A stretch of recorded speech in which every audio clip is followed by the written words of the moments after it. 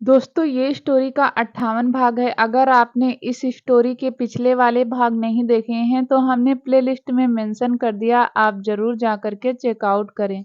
Rajasthan airport Divyansh और सांझ दोनों ही अपनी फ्लाइट अनाउंस होने का वेट कर रहे थे। दोनों ही बहुत ज़्यादा बेचैन हो रहे थे, दोनों ही एक्साइटेड थे, दोनों से ही वक्त कट नहीं रहा था।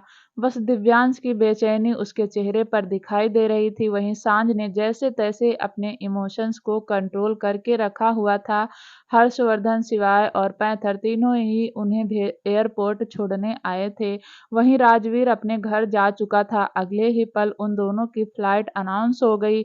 हर्षवर्धन ने कहा, दिव्यांश ध्यान से जाना, सांझ का ख्याल रखना, या अभी मेडिसिन खाती है, इसे टाइम से मेडिसिन दे देना। सांझ बीच में बोली, नहीं चाचू, मैं अपनी मेडिसिन को ध्यान रखूंगी। जीजू को परेशान मत कीजिए, मैं वादा करती हूँ टाइम से मेडिसिन ले लूंगी। हर्षवर्धन ने एक बार फिर बड़े होने का फर्ज निभाते हुए कहा, तुम दोनों के हाथ जोड़कर कहता हूँ, कुछ उल्टा सीधा काम मत करना, दोनों एक दूसरे का ख्याल रखना। दिव्यांश और कुछ भी सॉरी कहे, वह तुझे मारेगा भी तो मार खा लेना, लेकिन उस लड़के को कुछ कहने की जरूरत नहीं है, बहुत कुछ झेला है, और प्लीज हो सके तो सारी चीजें प्यार से निपटाने की कोशिश करना। तू मेरा प्यारा बेटा है, मैं तुझसे इस बात की उम्मीद तो कर ही सकता हूँ। हर्षवर्धन ने फिर सांझ को देखकर कहा, तुम तो हो ही रिया की कार्बन कॉपी, तुम्हें कुछ कहने की जरूरत नहीं है, फिर भी मेरे दिव्यांश का ध्यान रखना। सांझ ने हाँ में गर्दन हिला दी और देखते ही देखते दोनों एयरपोर्ट के अंदर चले गए। शिवाय ने पैंथर की कमर पर हाथ मार कर कहा, और भाई पूर्वी कहाँ है? तुझे अपनी सेटिंग नहीं करनी या तूने परमानेंट ब्रेकअप कर लिया? कहाँ छोड़कर आया पूर्वी को? पैंथर के जख्म शिवाय ने थोड़े से कुरेद दिए। पैंथर ने कसम खा ली थी कि अब वह कभी भी पूर्वी से नहीं मिलेगा। आखिर पूर्वी की वजह से ही तो रघुवंशी मेंशन पर इतनी प्रॉब्लम आई है। पैंथर ने अपनी आंखों को चढ़ाते हुए कहा, छोड़िए ना सर, पूर्वी जहाँ है ठीक है, आप सब ठीक हो, मेरे लिए यही काफी है। रही बात मेरी, जब मुझे लगेगा शादी कर लेनी चाहिए तो कोई अच्छी लड़की देखकर कर लूंगा, मेरी टेंशन मत लीजिए। शिवाय ने कहा, कोई और अच्छी लड़की मतलब पूर्वी से नहीं करेगा? वहीं राजवीर जब अपने घर पहुंचा तो उसकी आंखें भी हैरानी से फैल गई। रूही सोफे पर सो रही थी। राजवीर कुछ सेकंड तक रूही को ही देखता रहा। रूही सोते हुए भी बहुत खूबसूरत लग रही थी। राजवीर ने फिर रूही को देखकर हल्का सा मुस्कुराकर मन ही मन कहा, चार पराठे खाएगी तो यही हाल होगा। थोड़ी देर रूही को निहारने के बाद राजवीर ने नोटिस किया कि पूरे घर में पानी फैला हुआ है। राजवीर की नजर धीरे धीरे अपने पैरों के पास गई तो उसने देखा उसके शूज ऑलमोस्ट पूरे भीग गए हैं। राजवीर ने पूरे फर्श को देखा, जहां पानी ही पानी था, जहां जहां कालीन बिछा हुआ था वह सारा भी भीग गया था। पानी का लेवल 2 इंच ऊपर तक था। घर की छोटी मोटी चीज पानी में तैर रही थी। वहीं रूही इन सब से बेखबर बस सो रही थी। राजवीर को समझते देर नहीं लगी कि रूही ने टंकी चला दी और उसे बंद नहीं किया। यह सारा नजारा देखकर राजवीर की भौहें तन गई। उसे इस वक्त रूही पर बहुत गुस्सा आ रहा था। राजवीर की मुस्कुराहट तो कुछ सेकंड ही उसके चेहरे पर आई थी, वह हवा में गायब हो गई और वह जोर से चिल्लाया, रूही। राजवीर इतनी तेज चिल्लाया था कि रूही की आंख खुल गई। रूही ने मुस्कुराकर राजवीर को देखा और बोली, तुम आ गए? राजवीर गुस्से में चिल्लाया, रूही, तुम्हें कई बार समझा चुका हूँ कि मेरा और तुम्हारा कुछ नहीं हो सकता, लेकिन तुम तो जैसे जिद पकड़कर बैठी हो। रूही हैरानी से राजवीर को देख रही थी।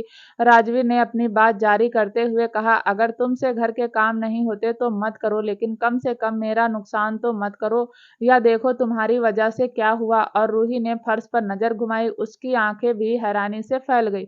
वह अपने दोनों पैर सोफे पर चढ़ाते हुए बोली, बाढ़ आ गई क्या? रूही की यह बात सुनकर राजवीर का गुस्सा दुगना हो गया।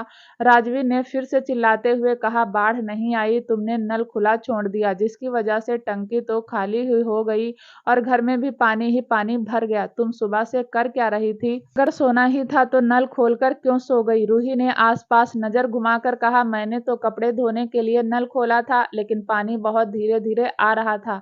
फिर मैंने सोचा थोड़ी देर आराम कर लेती हूँ, इतने में बाल्टी भर जाएगी, लेकिन पता नहीं मैं तो कब सो गई। राजवीर को रूही पर गुस्सा बहुत आ रहा था। राजवीर रूही के थोड़ा सा करीब गया और फिर उसे उंगली दिखाकर बोला, मेरा और तुम्हारा कुछ नहीं हो सकता। अपना सामान पैक करो, मैं तुम्हें आज रघुवंशी मेंशन छोड़ आता हूँ। तुम्हारे बस की कोई काम नहीं, खामखा मेरा नुकसान किए जा रही हो। रूही को राजवीर के गुस्से की आदत नहीं थी, फिर भी उसने कई बार राजवीर का गुस्सा झेला था। आज भी राजवीर के गुस्से की वजह से रूही की आंखें हल्की सी नम हो गई, लेकिन उसने बहुत ही चालाकी से अपनी नम आंखों को राजवीर की आंखों से मिलने से छुपा लिया। वह राजवीर के सामने खुद को कमजोर नहीं दिखाना चाहती थी, इसलिए उसने मुस्कुराहट का सहारा लेते हुए कहा, अरे राजवीर, पहली पहली बार काम किया है ना, आदत नहीं है, पर तुम देखना मैं सब कुछ साफ कर दूंगी। राजवीर अब भी रूही को गुस्से में देख रहा था। रूही ने फिर से राजवीर की बाजू को पकड़ा और खींचती हुई कमरे में लेकर आई। फिर उसने राजवीर को बेड पर बिठाया। राजवीर के कमरे में भी पानी पानी हो गया था। रूही जल्दी से घर के बैक साइड गई जहां नल खुला हुआ था और वह कपड़े धोने की तैयारी करने वाली थी। रूही ने जल्दी से नल बंद किया, फिर वापस से राजवीर के पास आई और फिर राजवीर के शूज उतारे और उसके पैर बेड पर रखते हुए बोली, तुम टेंशन मत लो, मैं सब कुछ साफ कर दूंगी। मैं तुम्हारे लिए अभी खाना बनाकर लाती हूँ। पर राजवीर तो गुस्से में रूही को देख रहा था। रूही ने राजवीर की ओर मुस्कुराकर देखा और बोली, माफ कर दो ना, एक दो गलती तो माफ कर ही सकते हो, मैं अभी तुम्हारे लिए कुछ बढ़िया सा बनाकर लाती हूँ।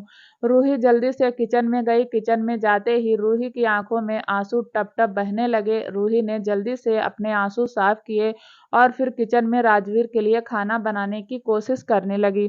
रूही ने कभी खाना नहीं बनाया था। वह समझ रही थी अगर आज उसने अच्छा खाना नहीं बनाया तो पक्का राजवीर का बचा खुचा गुस्सा भी उस पर फूट पड़ेगा। रूही ने फ्रिज खोलकर देखा तो उसमें उबले हुए आलू रखे हुए थे, जो सुबह राजवीर ने उबाले थे और बचे हुए आलू फ्रिज में रख दिए थे। रूही ने वही उबले हुए आलू लिए और यूट्यूब पर देखकर उसकी सूखी सब्जी बना दी।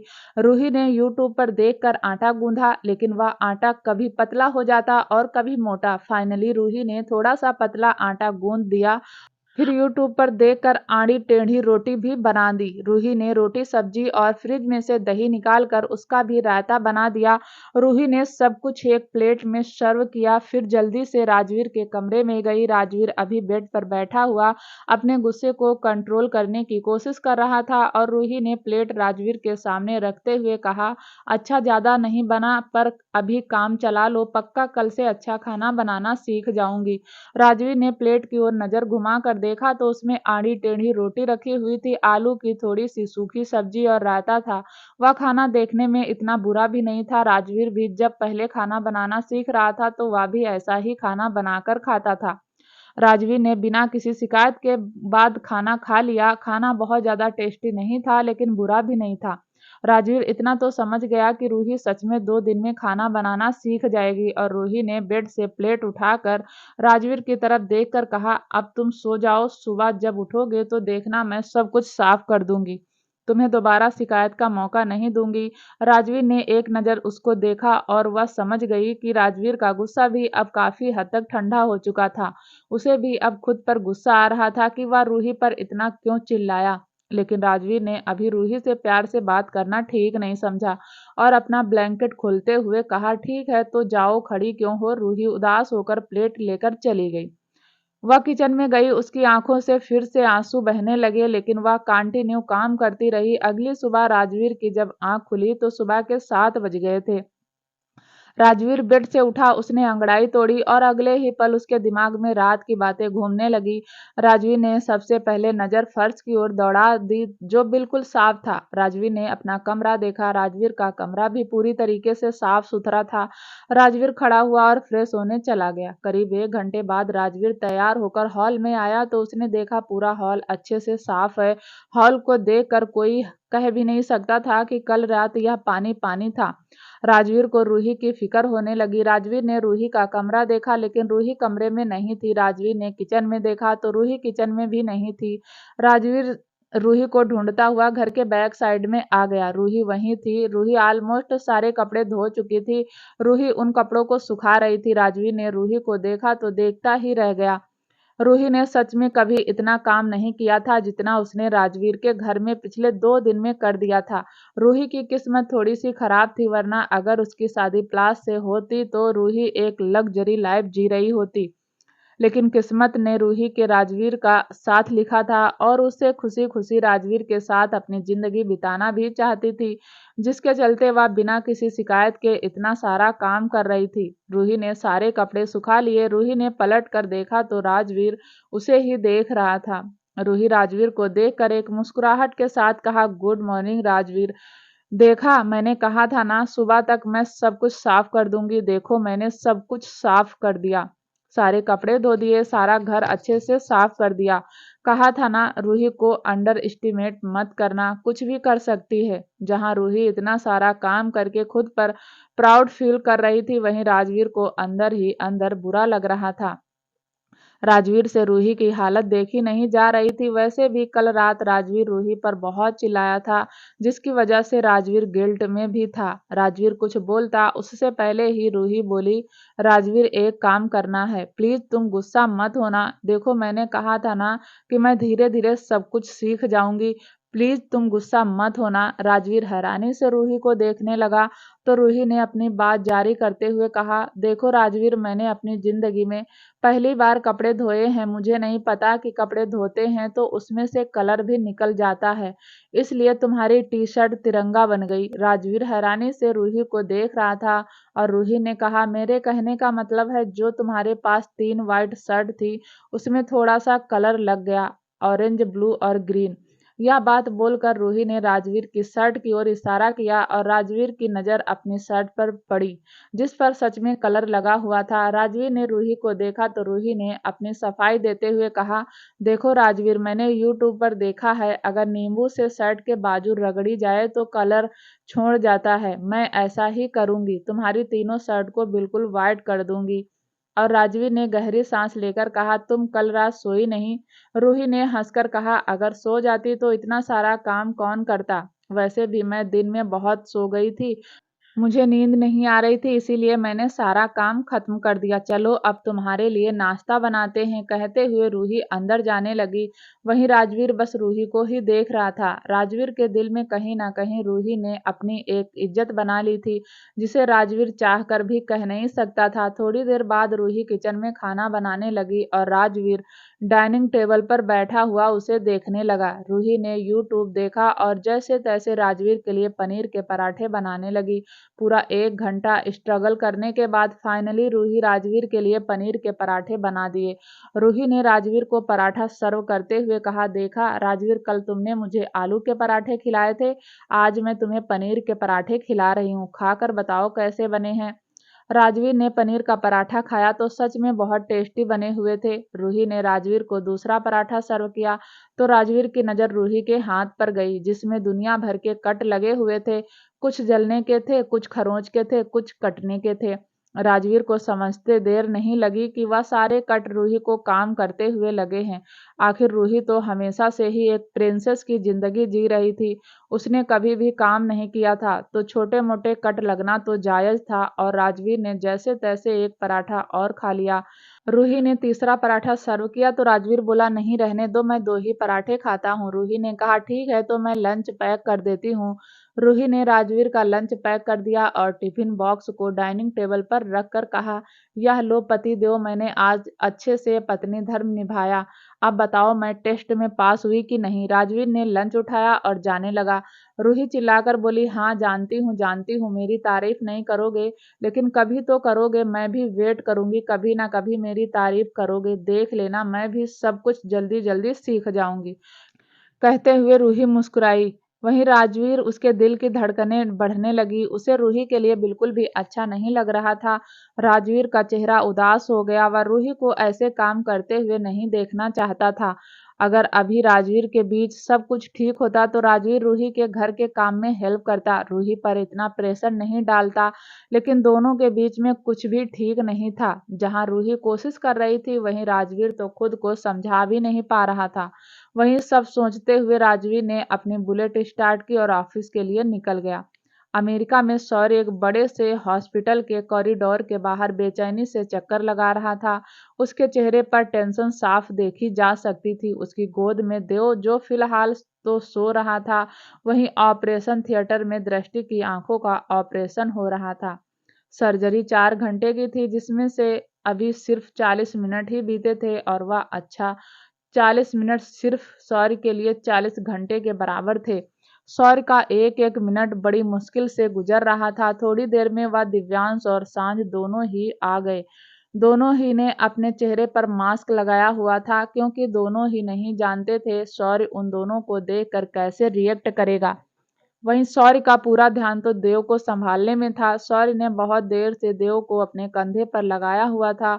वहीं दिव्यांश ने अपने बेटे को देखा तो उसकी आंखें हल्की सी नम हो गई।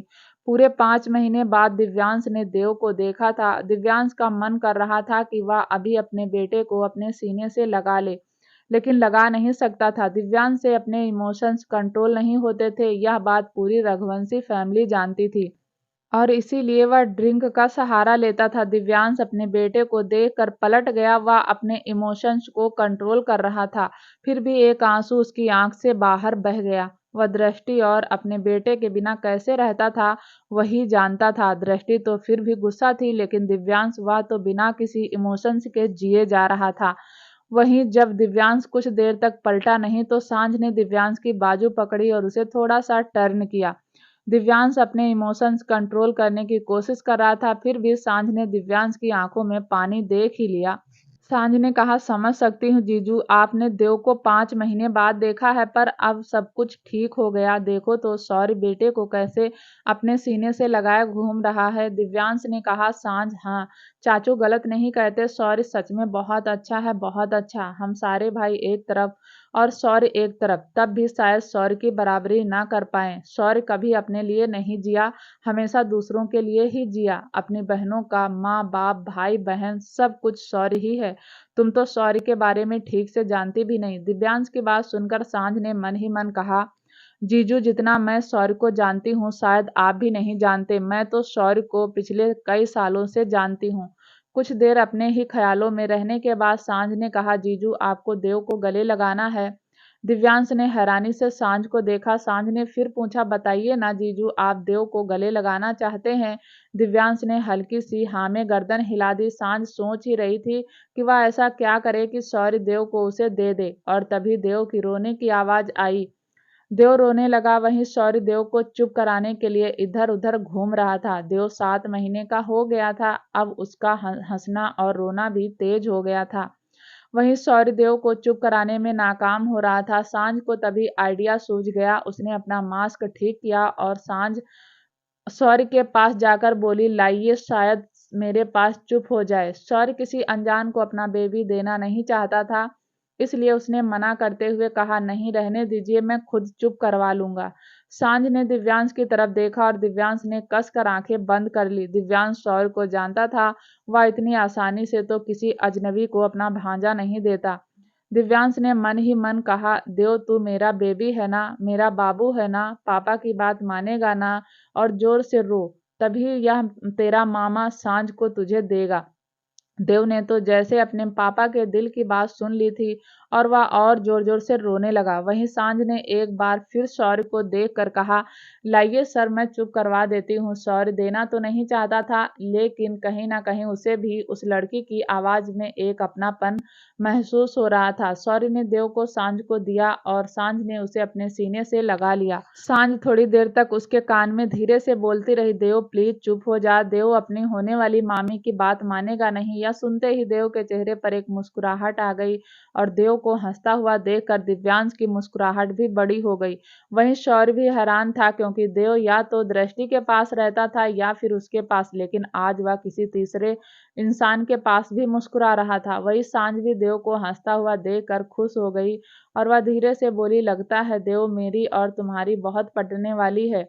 तुमने तो अपनी होने वाली मामी की इज्जत रख ली, कितने प्यारे हो तुम। वहीं दिव्यांश अब भी कॉरिडोर से थोड़ा सा दूर खड़ा हुआ जानबूझकर मोबाइल देख रहा था, ताकि सौर्य को उस पर शक ना हो जाए। थोड़ी देर बाद सौर्य ने देव को गोद में लेकर कहा, थैंक यू, आपने मेरे बेटे को चुप करवा दिया। वहीं सांझ फिर से मन ही मन बोली, देव रोना शुरू करो, तुम्हारे मामा तो खुद को बहुत स्मार्ट समझते हैं। अभी तो मैंने तुम्हें ठीक से प्यार भी नहीं किया और तुम्हारे मामा ने तुम्हें मेरी गोदी से ले लिया। देव तो जैसे अपनी मामी के दिल की बात सुन रहा था और वह फिर से रोने लगा। यह देखकर दिव्यांश को हंसी आ गई। वहीं सांझ के चेहरे की मुस्कुराहट भी बड़ी हो गई। दिव्यांश ने देव की नौटंकी देखकर मन ही मन कहा, लगता है यह अपने सिवाय चाचू पर चला गया।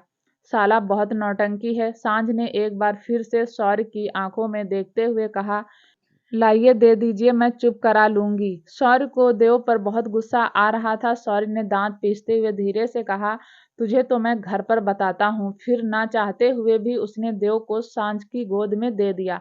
वहीं देव जैसे ही सांझ की गोद में आया चुप हो गया। सांझ ने भी धीरे से देव के कान में कहा, क्या बात है, तुम्हारे मामा ने तो मुझे पहचाना ही नहीं, लेकिन तुम तो मास्क के पीछे भी अपने होने वाली मामी को पहचान गए। बस अब कुछ भी करके तुम्हारी परमानेंट मामी बन जाऊं, पर जानती हूँ तुम्हारी मामी बनना इतना आसान नहीं। थोड़ी देर बाद सांझ ने महसूस किया कि देव ने पोटी कर दी। यह देखकर सांझ की मुस्कुराहट और बड़ी हो गई, क्योंकि यही एक वक्त था जब शायद वह दिव्यांश से देव को मिलवा सकती थी। सांझ बोली, सर शायद आपके बच्चे ने पोटी कर दी है। यह सुनते ही शौर्य ने अपने माथे पर हाथ मारकर कहा, या भी ना हमेशा गलत टाइम पर करता है। शौर्य ने अपनी बाहें फैलाकर कहा, लाइए मुझे दे दीजिए, मैं साफ कर दूंगा। सांझ बोली, कोई बात नहीं, अगर आप इजाजत दें तो मैं कर देती हूँ। शौर्य हैरानी से सांझ को देखने लगा। शौर्य के दिमाग में हजार सवाल चल रहे थे। आखिर यह लड़की उसकी इतनी मदद क्यों कर रही है।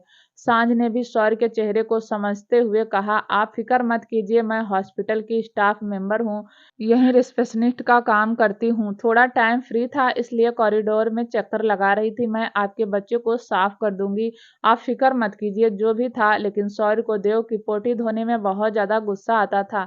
उसने एक दो बार ही देव की पोटी साफ की थी, जबकि बाकी टाइम तो दृष्टि से ही उसकी पोटी साफ करवाता था। शौर्य ने भी ना चाहते हुए कहा, ठीक है कर दीजिए। वही कॉरिडोर में थोड़ी दूर जाकर एक वॉशरूम था। सांझ देव को लेकर उस वॉशरूम में आ गई। सांझ ने वॉशरूम का गेट ही खोला था कि पीछे पीछे दिव्यांश भी आ गया। दिव्यांश ने जल्दी से देव को गोद में ले लिया और अपने सीने से लगा लिया। दिव्यांश ने एक ही सेकंड में अपने बच्चे का सारा चेहरा चूम लिया। दिव्यांश ने देव को इतनी कसकर गले लगाया था जैसे वह उसे अब कभी नहीं छोड़ेगा। वहीं देव दिव्यांश के मास्क को खींच रहा था। फाइनली थोड़ा सा स्ट्रगल करने के बाद देव ने दिव्यांश का मास्क उसके चेहरे से हटा दिया। दिव्यांश ने जैसे ही अपने पापा की शक्ल देखी वह हंसने लगा। वहीं दिव्यांश ने देव को एक बार फिर अपने सीने से लगा लिया। करीब 2-3 मिनट बाद सांझ ने कहा, जीजू इसने पोटी की हुई है। दिव्यांश के चेहरे पर एक मुस्कुराहट आ गई। उसने कहा, सांझ इसे मैं साफ करता हूँ। देखते ही देखते दिव्यांश ने अपने छोटे से बच्चे की पोटी साफ कर दी। सांझ ने देव को गोद में लेकर कहा, मैं इसे बाहर लेकर जाती हूँ, वरना सौरी को शक हो जाएगा। दिव्यांश ने हाँ में गर्दन हिला दी। वहीं देव जो कि आधा नंगा था, उसके चेहरे पर अब भी एक मुस्कुराहट थी और वह इस वक्त बहुत फनी लग रहा था। सांझ जैसे ही जाने को हुई, दिव्यांश ने उसे रोक लिया और अपने हाथ साफ करके फिर से देव को गोद में ले लिया और फिर उसका माथा चूमकर कहा, बहुत जल्द हम अपने घर चलेंगे। पापा तुम्हें और मम्मा दोनों को अपने साथ रघुवंशी मेंशन ले जाएंगे। ठीक है बेबी। देव तो अपने पापा की बहुत बात ध्यान से सुन रहा था, जैसे वह सब कुछ समझने लगा। थोड़ी देर बाद सांझ देव को लेकर वॉशरूम से बाहर चली गई। सांझ देव को शौर्य के पास ले आई और फिर बोली, इसके कपड़े दे दीजिए, पहना दूंगी। शौर्य जो कि एक बैग लेकर आया था, शायद उस बैग में देव के कपड़े ही थे। उसमें से एक हाफ पैंट निकालकर सांझ को देते हुए कहा, थैंक यू, आप मेरी इतनी हेल्प कर रही हैं, वरना मैं तो परेशान हो जाता। सांझ ने कहा, कोई बात नहीं, मुझे बच्चे अच्छे लगते हैं। शौर्य ने कहा, या तो अच्छी बात है कि आपको बच्चे अच्छे लगते हैं। सांझ ने बिना सोचे समझे कहा, नहीं, मुझे बड़े भी अच्छे लगते हैं। यह सुनकर शौर्य तो थोड़ा शॉक हो गया, लेकिन उसने रिएक्ट नहीं किया। वहीं सांझ ने तो कसकर अपनी आंखें बंद कर ली। सांझ ने अपनी बात ठीक करते हुए कहा, मेरे कहने का मतलब यह था, मुझे बड़े बच्चे भी अच्छे लगते हैं जो 5 या 6 साल के होते हैं। वह बच्चे शौर्य के चेहरे पर एक मीठी सी मुस्कुराहट आ गई, जैसे वह यह कहना चाहता हो, हाँ मैं आपके कहने का मतलब समझ गया। फिर उसने देव को गोद में ले लिया। सांझ ने अब तक देव को हाफ पैंट पहना दी थी। इंडिया में वंशिका ने घर के मंदिर में पूजा की और फिर आरती लेकर आर्या के कमरे में आ गई। आर्या अभी बहुत ज्यादा कमजोर थी, इसलिए वह बैठी हुई थी। वंशिका ने हमेशा की तरह आर्या के माथे पर तिलक लगाया और उससे आरती दी और फिर जैसे ही पलटी, उसकी नजर वरदान पर गई जो आर्या के कमरे में ही आ रहा था। वरदान, आर्या और वंशिका तीनों ने एक साथ बहुत सारी बातें की और फिर वंशिका ने आर्या को लेटाते हुए कहा, आर्या अब तुम सो जाओ, तुम्हारे लिए ज्यादा बात करना उठना बैठना अभी ठीक नहीं है, तुम अभी बहुत कमजोर हो। इतना कहकर वंशिका ने आर्या को ब्लैंकेट से उड़ा दिया और आर्या भी थोड़ी ही देर में सो गई। वरदान और वंशिका आर्या के कमरे से बाहर आ गए, दोनों ही लिविंग एरिया में बैठे थे। वंशिका ने कहा, कैसे टेंशन ना लूं, कम से कम उसे यह तो बता दीजिए कि आर्या ठीक हो गई है, उसे तसल्ली तो हो जाएगी। वरदान ने कहा, कैसे बताऊं, उसका मन हो पता तो वह बात करता, उसका मन होता तो वह बात नहीं करता। वंशिका को गुस्सा आ गया और वह घूर कर वरदान को देखने लगी। वरदान समझ गया आज उसकी वाट लगने वाली है। जो वंशिका इतने महीनों से शांत थी, आज वह अपना विकराल रूप वरदान को दिखाएगी। वरदान धीरे धीरे वहां से उठने लगा तो वंशिका चिल्लाकर बोली, चुपचाप बैठे रहो, अगर उठे तो मुझसे बुरा कोई नहीं होगा। वरदान जो कि सोफे से उठा था वह बैठ गया। वंशिका ने हाथ बांधकर गुस्से में कहा, आप खुद को समझते क्या हैं? आप तो कह रहे थे कि आप बहुत बड़े डॉन रह चुके हैं। ऐसी कौन सी गली के डॉन हैं आप? आपसे अब तक सॉरी का फोन नंबर पता भी नहीं हुआ, या फिर मुझे दिखाने के लिए ही डॉन डॉन करते हो? ऐसा तो नहीं कि राजपाल यादव की तरह अभी छोटा डॉन हुए और मेरे सामने अक्कड़ कर दिखाते हैं।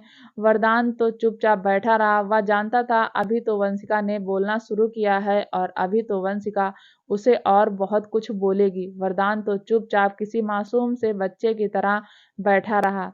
वहीं यह सब देखकर डैनी, जो कि डाइनिंग टेबल पर बैठा था और नाश्ते का इंतजार कर रहा था, उसके चेहरे पर एक हंसी आ गई। वंशिका ने डैनी को देखकर कहा, और तुम किस खुशी में हंस रहे हो? कहा तो मैंने तुम्हें भी था कि सॉरी का पता लगाओ, तुमने भी कहा था। हाँ मिसेज रजावत, मैं बता दूंगा जब सॉरी मिलेगा। तुम्हें मिला? अभी तक तो सॉरी कहाँ है?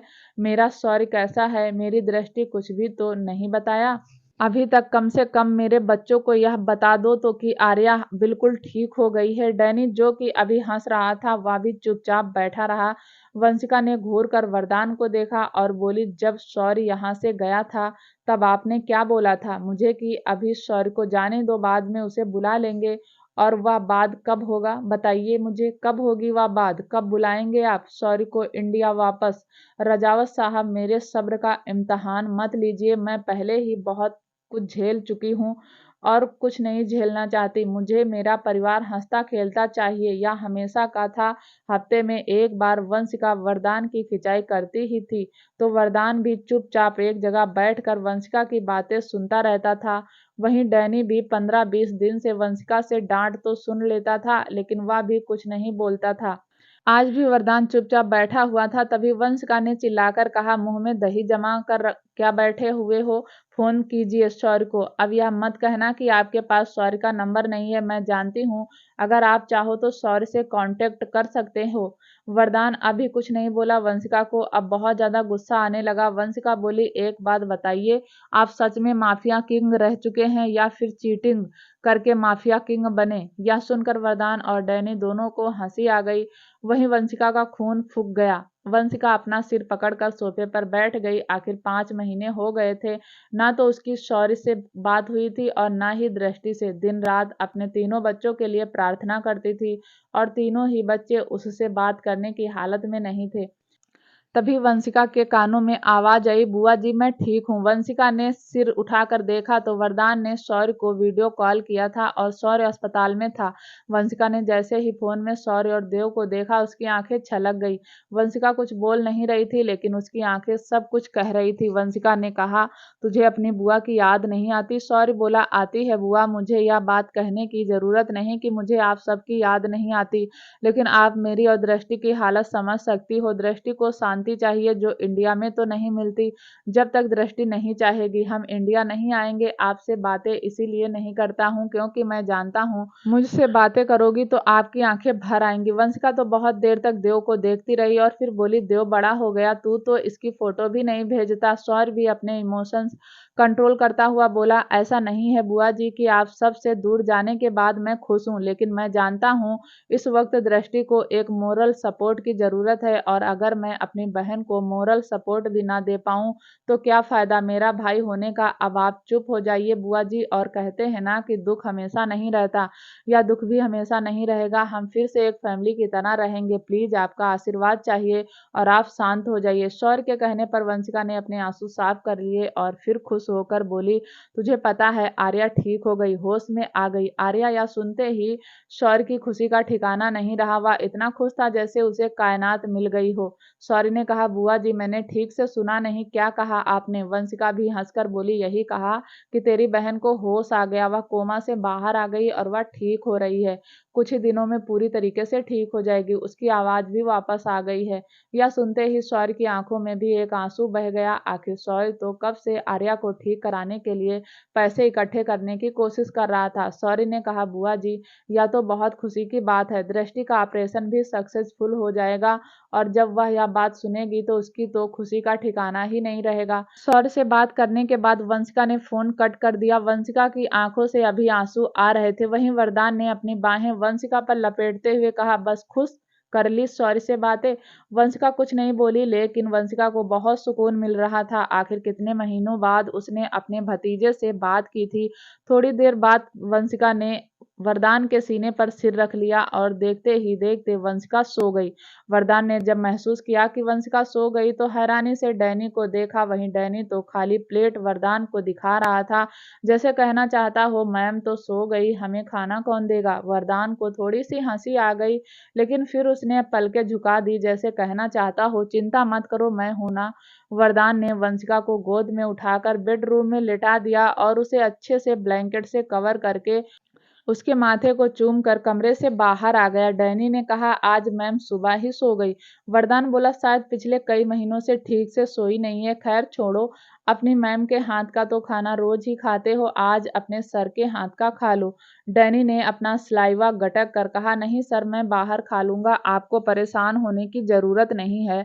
इस पर वरदान ने डैनी के सिर पर हल्का सा मारते हुए कहा, ज्यादा स्मार्ट मत बनो, इतना बुरा खाना भी नहीं बनाता, चुपचाप जाकर डाइनिंग टेबल पर बैठो। डैनी ने हाँ में गर्दन हिलाई और जाकर चुपचाप डाइनिंग टेबल पर बैठ गया और भगवान से मन ही मन प्रार्थना करने लगा कि उसके सर उसके लिए कम से कम अच्छा खाना बनाए। थोड़ी देर बाद वरदान खाना बनाकर डाइनिंग टेबल पर लेकर आया और उसने अपना और डैनी का खाना सर्व किया था। खाना इतना बुरा भी नहीं बना था और फिर दोनों ने बैठकर वह खाना खाया। वहीं दूसरी तरफ अमेरिका में आर्या बिल्कुल ठीक हो गई है और उसकी आवाज़ वापस आ गई। यह सुनकर शौर्य की खुशी का तो ठिकाना ही नहीं रहा।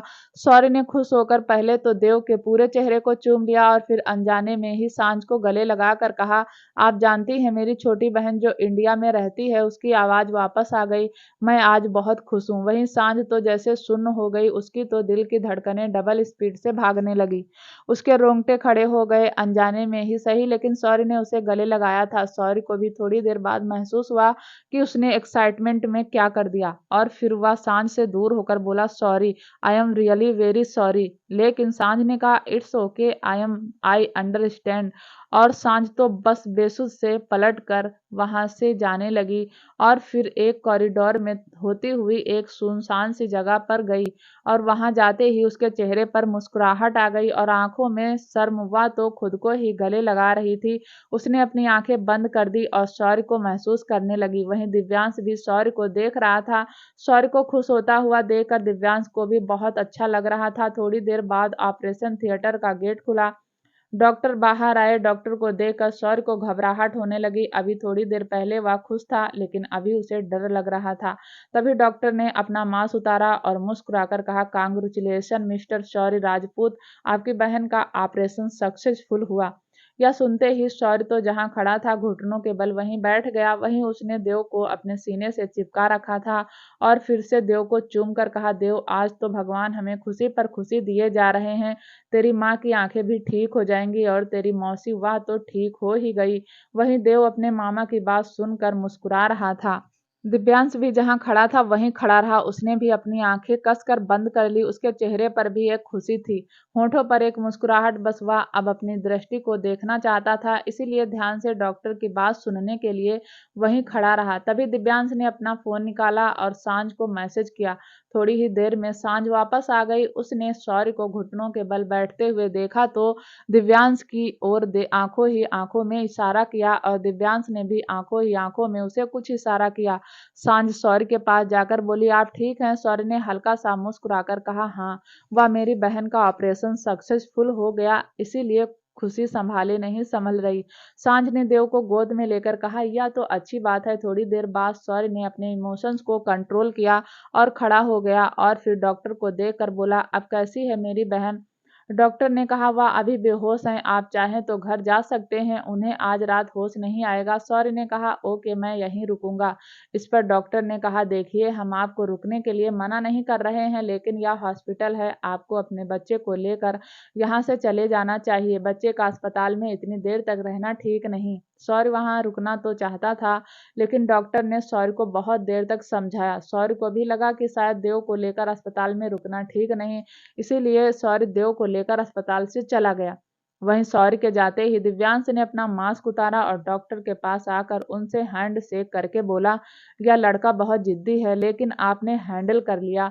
डॉक्टर ने कहा, जिद्दी भी है लेकिन बहुत अच्छा है। मैं इसे 2-3 बार ही मिला हूँ, लेकिन समझ सकता हूँ कि यह अपनी बहनों को बहुत प्यार करता है। अचानक ही दिव्यांश के चेहरे पर एक मुस्कुराहट आ गई और वह बोला, आपको पता है डॉक्टर, इसके अच्छेपन की वजह से मैं और सिवाय कितना डांट खाते हैं। डॉक्टर ने कहा, हाँ जानता हूँ, हर्षवर्धन को ऐसी आदत है, उसकी बिल्कुल अपने बड़े भाई यानी तुम्हारे पापा पर गया है। थोड़ी बहुत बात करने के बाद दिव्यांश ने कहा, क्या मैं दृष्टि से मिल सकता हूँ? डॉक्टर ने कहा, दृष्टि अभी भी बेहोश है, लेकिन तुम चाहो तो मिल सकते हो। 2 दिन बाद उसकी आंखों की पट्टी खुल जाएगी।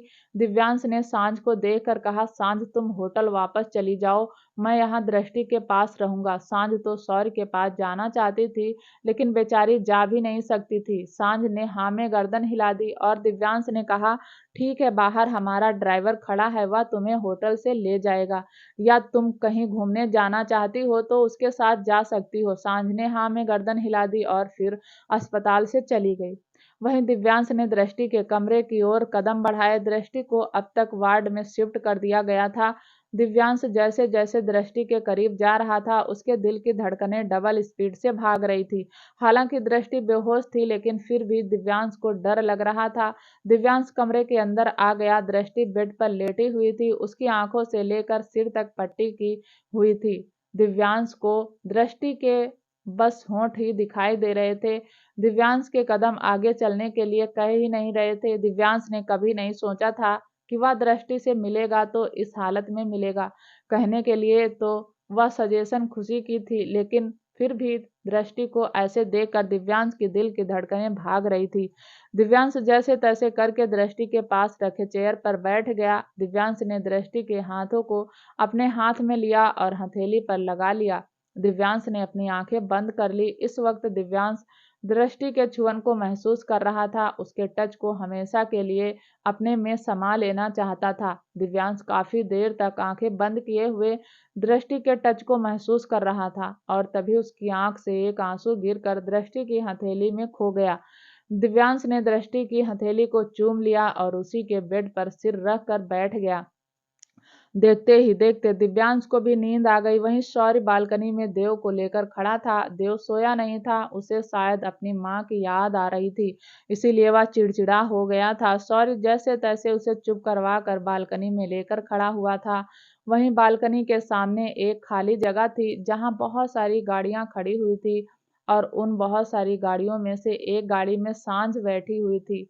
सांझ होटल वापस नहीं गई थी, बल्कि ड्राइवर को बोलकर शौर्य के अपार्टमेंट के बाहर आ गई थी। उसने शौर्य को बालकनी में देखा तो उसका मन वहां से जाने को हुआ ही नहीं और वह गाड़ी में बैठकर ही शौर्य को देखने लगी। सांझ ने भी 5 महीने बाद शौर्य को देखा था। शौर्य को देखकर उसका मन ही नहीं भरा, इसीलिए वह गाड़ी में ही बैठी रही और ड्राइवर तो चुपचाप बैठा हुआ था। उसे तो समझ ही नहीं आ रहा था कि आखिर सांझ ऐसी जगह गाड़ी रुकवा कर क्यों बैठी है। वहीं सांझ का पूरा ध्यान तो शौर्य और देव पर ही था। सांझ का मन कर रहा था वह अभी शौर्य के पास चली जाए, लेकिन उसे शौर्य के रिएक्शन से डर था। आखिर बार जब वह शौर्य से मिली थी तो शौर्य उसे गुस्से में रघुवंशी मेंशन छोड़ आया था। सांझ करीब 2 घंटे तक शौर्य को ही देखती रही, लेकिन शौर्य देव को लेकर अंदर नहीं गया। देव अपनी माँ के बिना कुछ ज्यादा ही परेशान हो रहा था, इसीलिए शौर्य देव को ऐसे ही बालकनी में कंधे से लगाकर इधर उधर टहल रहा था। सांझ तब तक शौर्य को देखती रही जब तक शौर्य अपार्टमेंट के अंदर नहीं चला गया। उसके जाते ही सांझ ने ड्राइवर से कहा, होटल चलो। ड्राइवर ने बिना कुछ रिएक्ट किए गाड़ी को यू टर्न ले लिया। रघुवंशी मेंशन। जब से हीर इस मेंशन से गई थी तब से बाल गोपाल का ध्यान हर्षवर्धन ही रख रहा था। हर्षवर्धन कितना भी बिजी होता लेकिन बाल गोपाल को भोग लगाना नहीं भूलता था।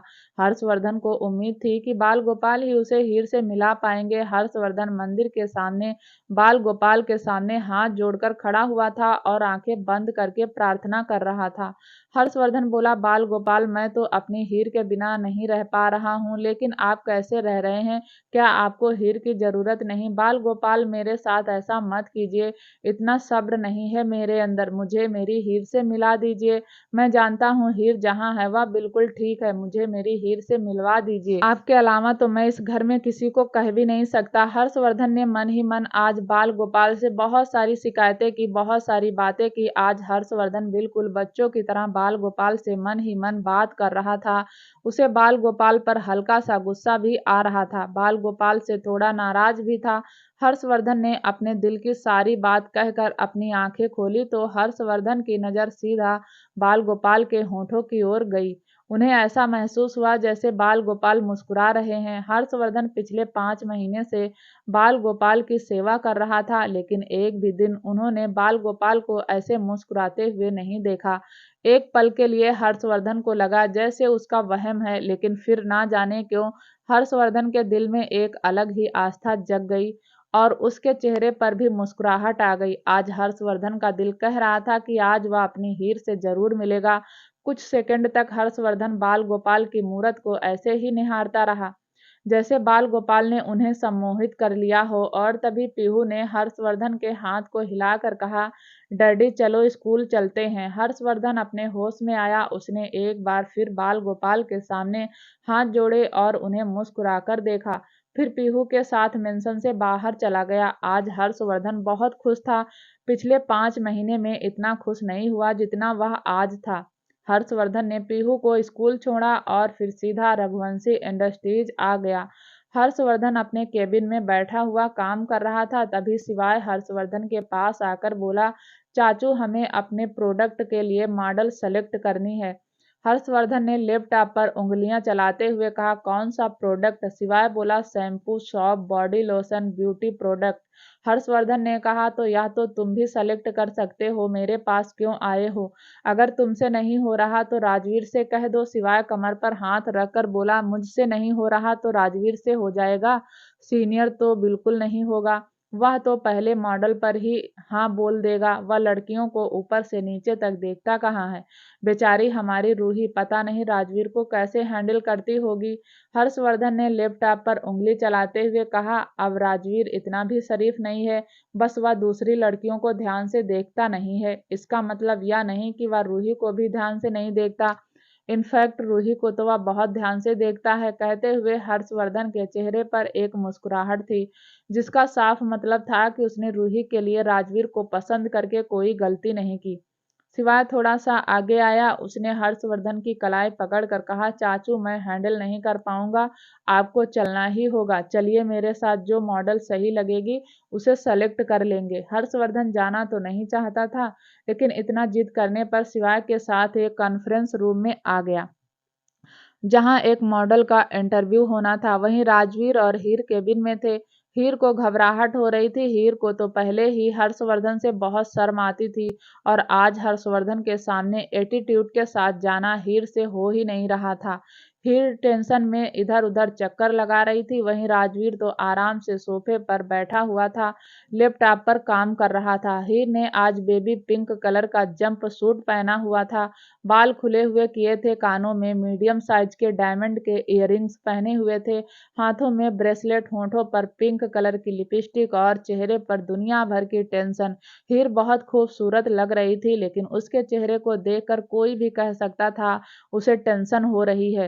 हीर ने राजवीर को देखा, जो कि बहुत रिलैक्स होकर बैठा हुआ था। हीर राजवीर के पास जाकर बैठ गई और उसकी बाजू को पकड़कर हिलाते हुए बोली, राजवीर भैया, या आप क्या कर रहे हैं? मैं इतनी टेंशन में हूँ और आप अपना काम कर रहे हैं।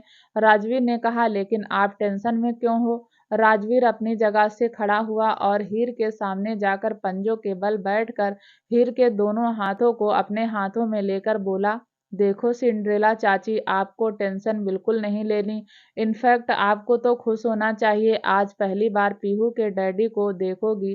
कहते हुए राजवीर के चेहरे पर मीठी सी मुस्कुराहट आ गई, जिसका साफ मतलब था वह हीर को चिढ़ा रहा है। हीर इरिटेट होकर बोली, आप समझ नहीं रहे राजवीर भैया, मुझे खुशी है, मैं उनके सामने जाऊंगी, लेकिन उतनी ही घबराहट हो रही है। मैं उनके सामने एक्टिंग नहीं कर पाऊंगी, वह मुझे देखते ही पहचान लेंगे। उन्होंने मेरी आंखों में देखा नहीं कि मेरी चोरी पकड़ी जाएगी। आप कुछ नहीं समझते, मैं आपको कैसे समझाऊं कि मेरे दिल और दिमाग में क्या चल रहा है। राजवीर ने टेबल पर रखा हुआ एक सेड उठाया और उसे आंखों पर चढ़ाते हुए बोला, ना वह आंखों में देखेंगे और ना आपको पहचानेंगे। रही बात आपके दिल और दिमाग में क्या चल रहा है, मैं समझता हूँ। सच्ची, अगर मैं नहीं समझता तो आपको कोई नहीं समझता। जो आप कहती नहीं वह आपका चेहरा सब कुछ कह देता है। हीर ने अपना चश्मा उतारा, साइड में रखा और उसकी आंखों से एक आंसू बह गया। हीर ने मासूमियत भरे चेहरे से कहा, आप नहीं समझेंगे राजवीर भैया, 5 महीने बहुत होते हैं, आप नहीं समझते। मैं उनसे दूर कैसे रही, कैसे समझाऊं आपको कि मुझे उनसे गले लगकर बहुत सारा रोना है, उनके सीने में छुप जाना है। राजवीर ने फिर से हीर के हाथों को पकड़कर प्यार से दबाते हुए कहा, चाची, यह सब कुछ मैं समझता हूँ, बच्चा नहीं हूँ, शादीशुदा हूँ, सब समझ आता है मुझे, लेकिन यह सब करना बहुत जरूरी है। हमें नैना कपूर को हराना है। नैना कपूर को हीर, हर्षवर्धन, रघुवंशी कभी नहीं हरा सकती, लेकिन हिना बाजवा हरा सकती है। आपको नैना कपूर को हराना है, और भूल कैसे सकती हैं? उन्होंने आपको जहर पीने के लिए मजबूर किया था। अगर वक्त पर डैनी नहीं आता तो आप हमेशा के लिए पीहू के डैडी को खो देती, पीहू को खो देती, रघुवंशी परिवार को खो देती। आप हार नहीं मान सकती। राजवीर ने हीर को बहुत समझाया और फाइनली हीर का खोया हुआ कॉन्फिडेंस वापस आ गया। उसकी आंखों में वह पल चलने लगा जब नैना कपूर ने उसे जहर पीने के लिए मजबूर किया था। थोड़ा सा ही सही, लेकिन गुस्सा तो हीर को भी आता था, इसलिए उसने अपना चश्मा आंखों पर चढ़ाते हुए कहा, राजवीर, मैं ठीक हूँ, मैं हराऊंगी नैना कपूर को। राजवीर खड़ा होकर जेब में हाथ डालकर बोला, यह हुई ना सिंड्रेला चाची वाली बात, थोड़ी देर में सिवाय का मैसेज आ जाएगा और आपके इंटरव्यू के लिए बुलाया जाएगा। तभी राजवीर का फोन वाइब्रेट हुआ। राजवीर ने फोन चेक किया तो सिवाय का मैसेज था, जिसमें लिखा था, चाची को लेकर आ जाओ। राजवीर ने कहा, चाची आप तैयार हैं ना? हीर ने कॉन्फिडेंस के साथ हाँ में गर्दन हिला दी। राजवीर ने कहा, तो चलिए चाची, आज बता दो कि हीर, हर्षवर्धन, रघुवंशी किसी से कम नहीं। क्या होगा आगे दोस्तों, जानने के लिए प्लीज चैनल को लाइक, शेयर, सब्सक्राइब जरूर करें, ताकि जब भी वीडियो डालें आपको नोटिफिकेशन तुरंत मिले। तब तक के लिए नमस्कार, धन्यवाद।